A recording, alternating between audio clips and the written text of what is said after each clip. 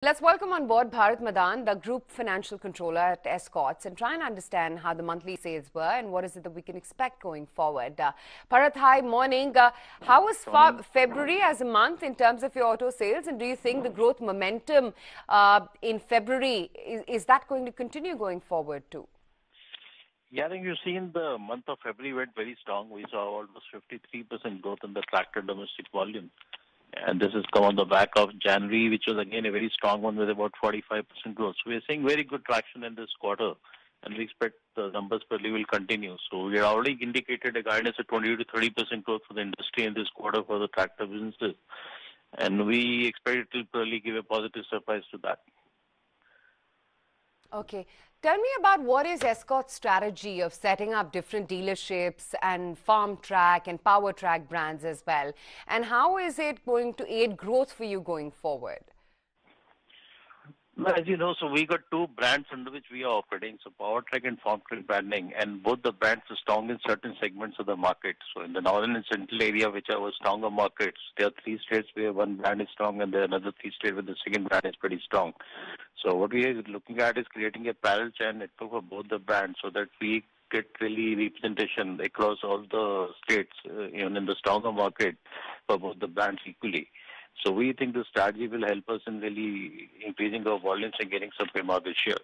And we've seen it happening in the past in certain states where we've really seen it's getting successful. And we think that in future also this will work well for us. Bharat, you are aiming to become the #2 player in tractor segment by 2022 and more than double your revenues as well, as we understand. Is it the macro tailwinds that's prompted such an aggressive target, or are you betting on structural and operational changes taking place within the company to aid that kind of up move? I think it's a bit of combination of all the factors. If you look at the last few years, company has been investing a lot in its product portfolio. So now we think we've got a very strong portfolio in place, which is, I think, good enough to cater to any geography or any application on a pan-India basis. So we think this is the right time. I think the industry is booming. We see the next few years should be very good for all the sectors in which we are present. And if not now, then when? So I think that's the question with the management hat. So we think it's the right time for me to go aggressive and really push for where, which is the rightful market share which we belong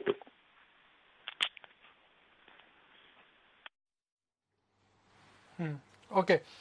What is your understanding of the inventory built up? Is this large growth coming because of inventory built up, or inventory at the dealer level is pretty decent? Not at all. In fact, the inventory levels are at one of the lowest level today, the dealers at the channel. So we don't even expect. So this is very strong retail sale which are actually driving this demand. So there's no build up happening at the channel end. It's only some correction which has happened in the last few months.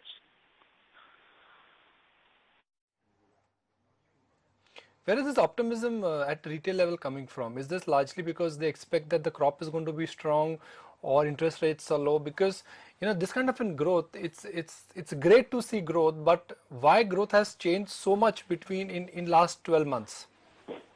I think again it's a combination of 2-3 factors. But obviously, like you said, the season is pretty strong, so the kharif harvest we expect to be good.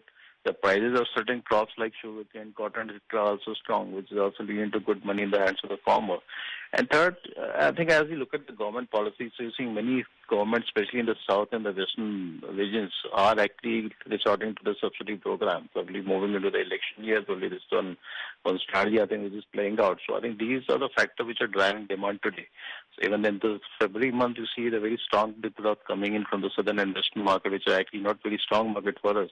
But almost 54% growth has happened actually in the opportunity market for us compared to 27% of a stronger market in northern and central India.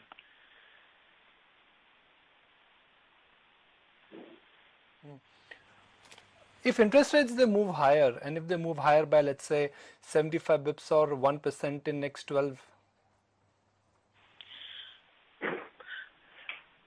We don't expect there'll be much really impact on the tractor demand because of the movement of interest rate. There will be obviously some impact which will be there, but as it is, you look, there's a lot of shift happening from the public sector bank, which are the very low interest scenario financing, to the private banks in industry, which normally charge high rate.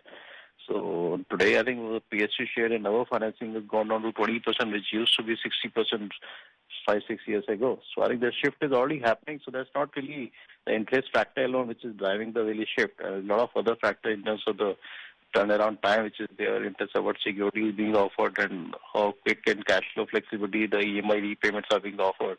I think these factors are playing a much larger role. So I don't think really interest increase by 70, 80 basis points is going to really have significant impact on the industry demand. A large part, Bharat, of the country is still open to expansion for Escorts agri equipment. Tell us, how is it that you plan to scale up your market share and presence in these opportunity areas? And do you plan to take the discounting route to up your volumes and market share? Or is it that you're considering a more profitable and sustainable strategy? I think the company focus will be more in terms of growing profitability. We don't think discount strategy is going to really help in growing. So this is a very short-term view which probably the company will have to take for that. So we don't think that's the strategy which company is going to adopt. So we are looking for a profitable and viable, sustainable growth going forward. So for the demand factor, like you said, since we have got two brands and we are looking at the networking, parallel network creation for both the brands in the stronger market. And in the opportunity market, obviously, a lot of focus is on channel expansion as of now. And as we said, since we launched the products which earlier were not there actually to meet the portfolio required for the southern and western market, now with our compact tractor series and the new slice tractor which we are expecting to launch, will fulfill that gap. So now we expect, I think, our application front, the product gaps will be fulfilled, will be rightly positioned compared to the competition, and with a good channel in place. We think we got a good opportunity really to grow in the weaker market also now. Okay. All right, Bharat, appreciate your time. Thank you for joining us.